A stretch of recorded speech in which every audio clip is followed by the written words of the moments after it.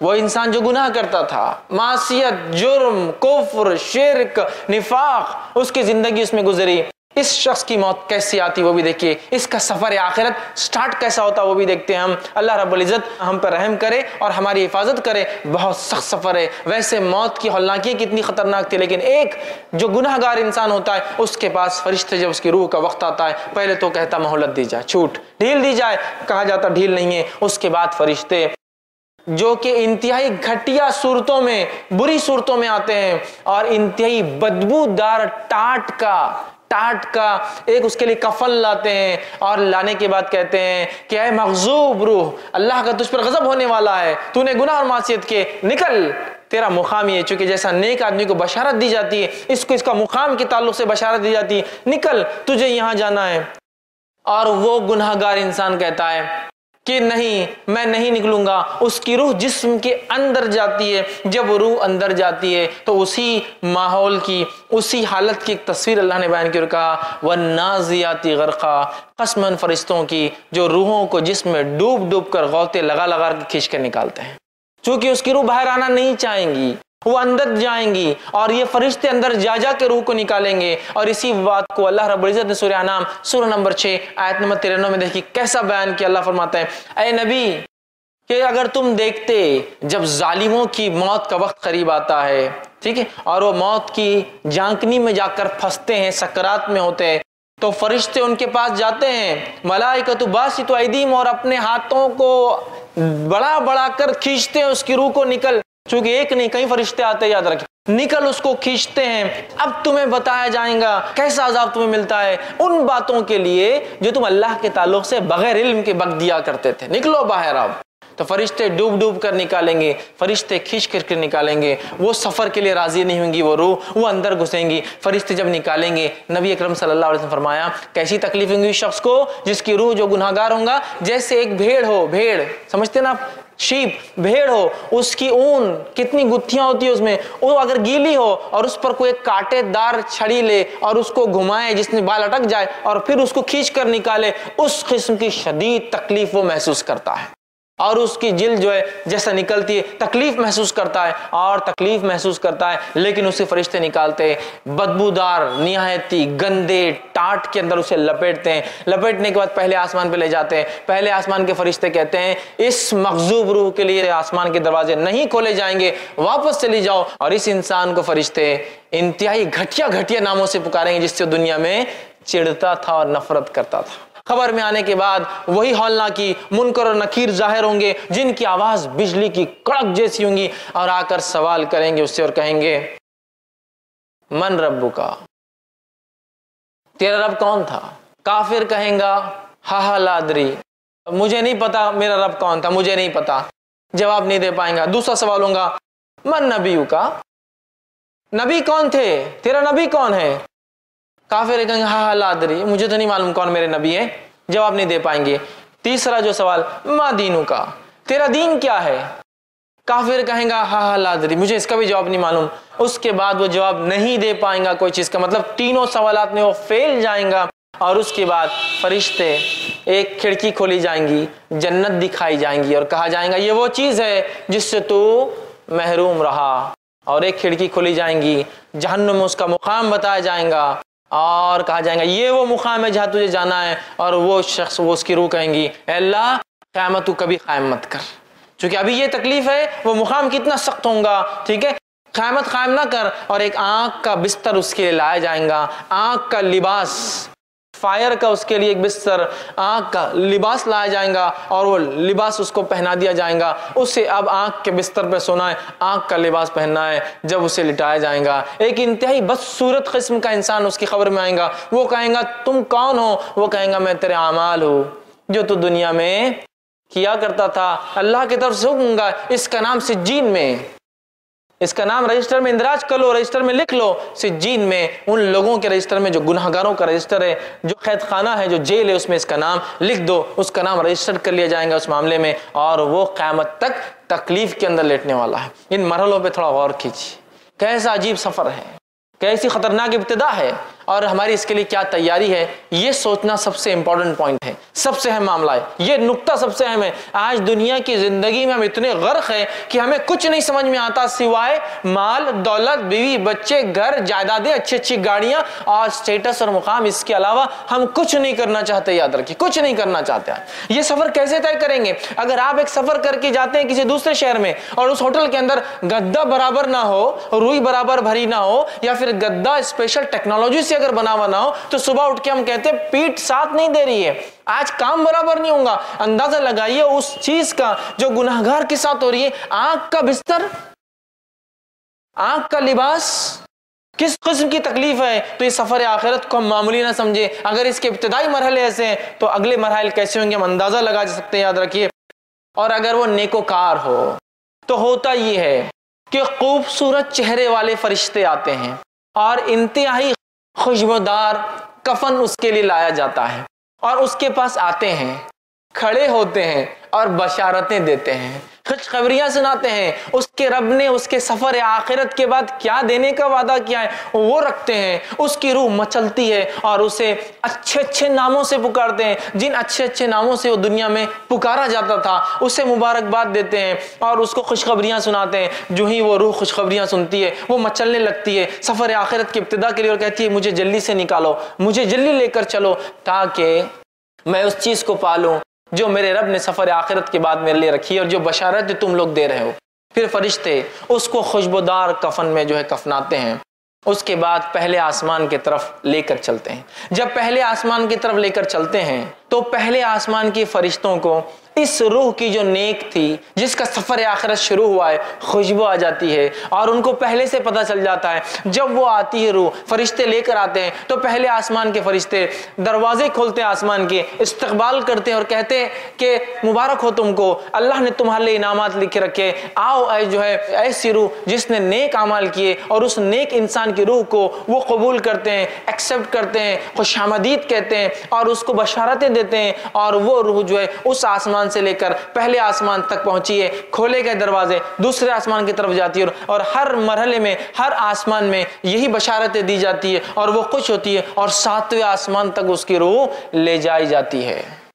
7वें आसमान तक उसकी रूह ले जाई जाती है। फिर अल्लाह ताला हुक्म देता है इसे वापस उसी जगह डाल दो, इसलिए कि मैं इसे दोबारा इसी से उठाऊंगा। फिर उस रूह को लाकर कब्र के अंदर डाल दिया जाता है। वो नेक इंसान जब कब्र में डाल दिया जाता है तो डालने के बाद वो नेक इंसान जो कब्र में जो है बैठ जाता है, याद रखिए। और उसके बाद वो मरहला शुरू होता है जो बहुत सख्त मरहला है, वो है सवाल और जवाब का मरहला। मुनकर और नकीर 2 फरिश्ते दाखिल होते हैं। बहुत अंदाजा लगाइए, मिट्टी का घरौंदा है कब्र, ना कोई दिया है, ना कोई लाइट है, ना कोई ऐसे टिमटिमा छोटी सी रोशनी भी मौजूद नहीं है और उस कैफियत में उस मिट्टी के नीचे इंसान दबा हुआ है। दुनिया में छोटे मोटे कीड़े मकोड़ों से लोग डरते हैं। अंदाजा लगाइए अगर अमाल सही ना किए तो फिर ढेरों मन मिट्टी नीचे दबना है, कोई साथी नहीं, कोई लाइट नहीं, कोई मददगार नहीं और इतनी खौफजदा खौफनाक मुनकर और नकीर जो कब्र मिट्टी को फाड़ते हुए आए। अंदाजा लगाइए दुनिया में कोई इंसान गुस्से में आ जाए तो हम डर जाते हैं, वो फाड़ते हुए आएंगे और बिजली जैसी आवाज होंगी, लेकिन नेक इंसान आकर उसे उठाएंगे और उठाने के बाद उससे 3 सवाल करेंगे। और पहला सवाल क्या जाएगा, मन रब्बुका, तेरा रब कौन है। नेक इंसान इत्मीनान से बैठेगा और आप फरमाते हैं कि सूरज गुरूब होता दिखाया जाएगा। ये सब गायब की बातें हो रही है।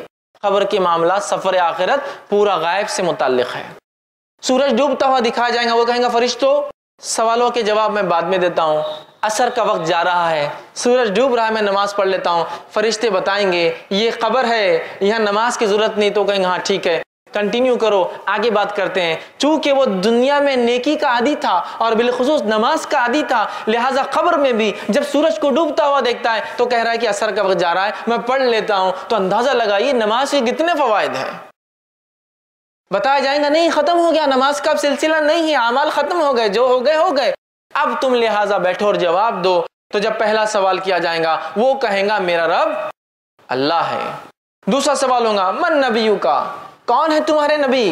तो वो जवाब देगा मेरे नबी मोहम्मद सल्लल्लाहु अलैहि वसल्लम है। तीसरा सवाल होगा मा दीनू का, दीन क्या है तुम्हारा, किस दीन पर थे दुनिया में। वो कहेगा मेरा दीन इस्लाम था।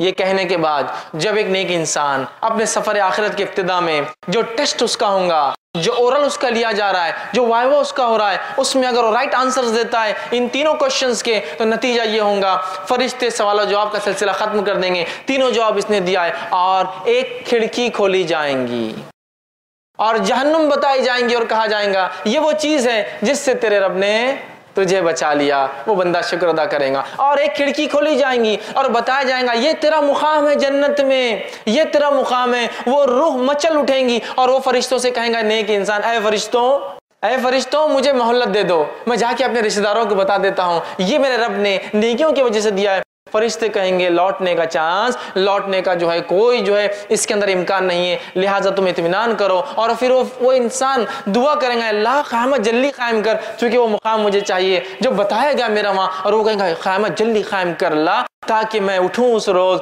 और सफर आखिरत का जो एंड होगा उसमें जो डेस्टिनेशन जो बताया जा रहा है जो मुझे मिलने वाला है ये मुझे जल्दी से मिल जाए। और उसके बाद वो जन्नत की खिड़की खुली रहेंगी, उसकी कुछ हवाएं वो महसूस करेगा, एक बेहतरीन बिस्तर उसके लिए बिछाया जाएगा और फरिश्ते कहेंगे ऐ शख्स आराम से इत्मीनान से सो जाओ, तुम्हारा सफर मतलब उसका सफर शुरू हो गया, इत्मीनान से तुम इस पे सो जाओ। और उसको एक दुल्हन की तरह बिस्तर पे सुला दिया जाएगा और उसके बाद वो इत्मीनान से सो जाएगा। अल्लाह की तरफ से हुक्म होगा इसका नाम इल्लीन में नेकोकारों के रजिस्टर के अंदर इंदराज कर दिया जाए, लिख दिया जाए, उसका रजिस्टर में नाम लिख दिया जाएगा नेकोकारों की। अब आइए आगे बढ़ते हैं। खबर में एक चौथा सवाल भी होगा, हैरत मत कीजिए, लेकिन ये सवाल नहीं है, ये फरिश्ते पूछेंगे फिर सवाल की शक्ल में नहीं, ताज्जुब की शक्ल में या तारीफ की शक्ल में। वो क्या चीज़ है? इसके ताल्लुक से अबू दाऊद और बुखारी की रिवायत आती। अबू दाऊद की रिवायत में है नबी अकरम सल्लल्लाहु अलैहि वसल्लम फरमाते हैं जब बंदा 3 सवाल के जवाब दे देगा, मतलब ये नेक इंसान था, राइट आंसर्स दे देगा, तो फरिश्ते उससे पूछेंगे और सवाल करेंगे मा युद्रिक, तुझे हमारे सवालात के जवाब कैसे आए? बहुत इंपॉर्टेंट इशू है।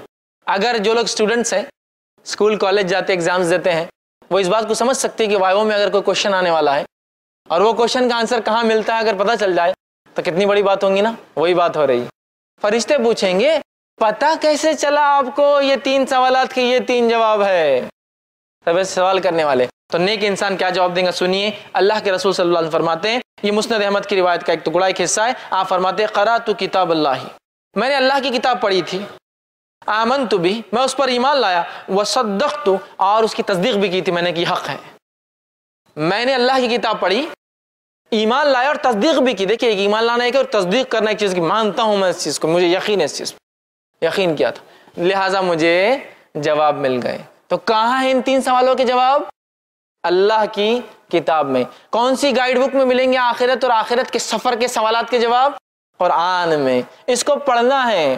पढ़ना है तो सिर्फ ये नहीं कि हाँ पढ़ लिया अलिफ लाम मीम ज़ालिकल, पढ़ना है, तस्दीक भी करना है ना ईमान के साथ। इस किताब में कोई शक नहीं। तो जो किताब की इब्तिदा ये हो रही है, अक्सर किताबों पे लिखा होता है मुसन्निफ की गुजारिश, किताब में अगर गलती हो तो हमें बता दे, अल्लाह आपको जज़ाए खैर देगा। इस किताब की इब्तिदा में अल्लाह कह रहा है ज़ालिकल किताबु ला रैब फी, इस किताब में अल्लाह की तरफ से में कोई शक नहीं है, तुम्हें कुछ शक और शुबा नहीं करना है, पढ़ो और सिर्फ अमल करना है तुम्हें। अब दूसरा आदमी जो जवाब नहीं दे पाएगा, फरिश्ते पूछेंगे क्यों जवाब नहीं दे पाया, और कोई अच्छी बात तो नहीं करेंगे उससे, क्यों जवाब नहीं दे पाए? तो वो कहेंगे अल्लाह दराइता वला तलाइता, मतलब क्यों जवाब नहीं दे पाए? तो वो कहेंगे ना मैंने कुरान पढ़ा ना समझा। तो फरिश्ते कहेंगे तूने ना जाना न तूने पढ़ा। और एक फरिश्ता, एक रिवायत के मुताबिक गज लिया हुआ फरिश्ता, और एक रिवायत के मुताबिक जो सही बुखारी की है 2 हथौड़े लिया हुआ फरिश्ता होगा, हथौड़े, ठीक है, गज नहीं हथौड़े, हथौड़े समझते ना आप, हथौड़ा जो होता है पत्थर तोड़ने में जो इस्तेमाल, वो 2 हथौड़े लेंगे और जब पूछेगा तूने ना पढ़ा ना समझा, दोनों हथौड़ों को लेके इस जोर से दोनों कनपट्टियों पे मारेगा। तो रिवायत के अंदाजा वो ऐसा चीखेगा वो मुर्दा, इतने जोर से चिल्लाएगा कि जमीन और आसमान की हर मखलूक सुनेंगी उसकी आवाज सिवाय जिन और इंस को छोड़कर, और उसका सर जर्रात में तब्दील हो जाएगा। और यही अजाब उसको क़यामत तक दोबारा उठने तक मिलने वाला है। आंख का बिस्तर, आंख का लिबास, हथौड़ों का अजाब। एक रिवायत में गज के है, गज, वो गज लेके खड़ा होगा और गज लेके खड़ा होगा और इस जोर से मारेगा। और ये गज वाले फरिश्ते और हथौड़े वाले फरिश्तों की दोनों की खुसूसियत ये, दोनों अंधे और बहरे हैं, सुनते भी नहीं है देखते भी नहीं है, चांद जर्रा बराबर भी नहीं है कि कुछ वो कर सके। ना सुनते हैं ना देखते हैं क्या हो रहा है, लेकिन मारते हैं। अगर दोनों रिवायतों को मिला लिया जाए तो माना ये हुआ, एक फरिश्ता कनपट्टियों पे मारता है हथौड़े से, और एक फरिश्ता पीछे से खड़े होकर सर पे मारता है गज। दोनों रिवायतों को मिलाती मां। तो उस गज के ताल्लुक से आपने फरमाया, जब वो गज उठाता है और मारता है उसके सर पर, चूंकि सफर आखिरत की तैयारी नहीं करके आया था, तो वो गज जब सर पे पड़ता है तो उसका सर जर्रात में तब्दील हो जाता है। और आप सल्लल्लाहु अलैहि वसल्लम ने फरमाया, क्या तुम जानते हो ये गज के बारे में, कैसी गज है वो जो लोहे की सलाख है? साहबा ने कहा, आप बताइए कैसी है? तो कहा, ये गज ऐसी है कि अगर एक बड़े पहाड़ पर मार दी जाए तो एक वार से पूरा पहाड़ जर्रात, जर्रात समझते ना, जर्रात उन पार्टिकल्स को कहते हैं जिनको बगैर फूके के खुद ब खुद उड़ते रहते हैं एनवायरनमेंट के अंदर, एटमॉस्फेयर में, जर्रात में तब्दील हो जाएगा। और फिर आपने फरमाया, ये गज कितनी वजनी बताऊं? इतनी वजनी है कि सारे इंस, आदम अलैहिस्सलाम से लेकर आखिरी बच्चा जो पैदा होगा, और सारे जिन, इब्लिस से लेकर आखिरी जो जिन होगा, सब भी अगर जमा हो जाए और इस गज को हलाना चाहे तो हला भी नहीं सकते हैं। इतना वेट होगा उस एक गज का।